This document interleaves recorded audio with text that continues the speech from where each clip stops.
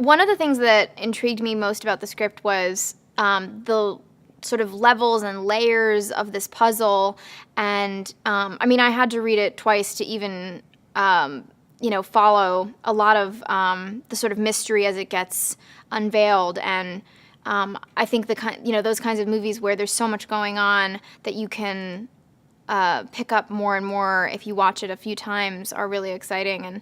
And those kind of thrillers, like those, it has that feeling of like a 90s thriller, back when thrillers, were made right.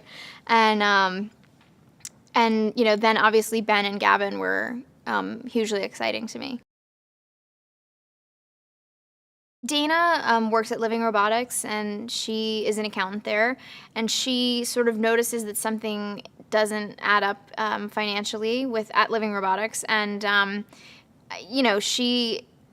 I think she's maybe not ambitious, but she wants to be included, and she sort of finds it exciting that she gets to be a part of this project, and is a little disappointed when Chris comes in and sort of takes it out from under her, and then is sort of re-energized when it feels like they're going to be working on this together. When I meet Chris, I just think he's sort of a dorky accountant, but if you're an accountant, you've encountered plenty before. So even though he is behaviorally a little strange, I don't think I'm all that shocked by it, but I'm sort of intrigued by him because he seems mild-mannered and soft-spoken, but mysterious too. And then obviously when Chris ends up saving Dana from a number of armed mercenaries, he doesn't seem super mild-mannered anymore. It's been interesting working with Ben in this character because he can barely look at me in some scenes because, his character is so uncomfortable.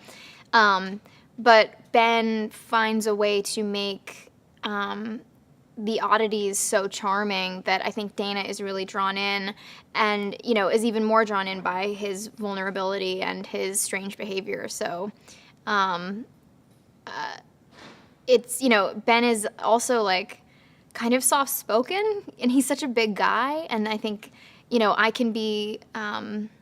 can project and I can be quite shrill occasionally, even though I'm quite small. So I think there's something about that also makes me feel closer to him, that he's physically so different from Dana, but he's the one who's sort of, emotionally feels like he needs to be protected.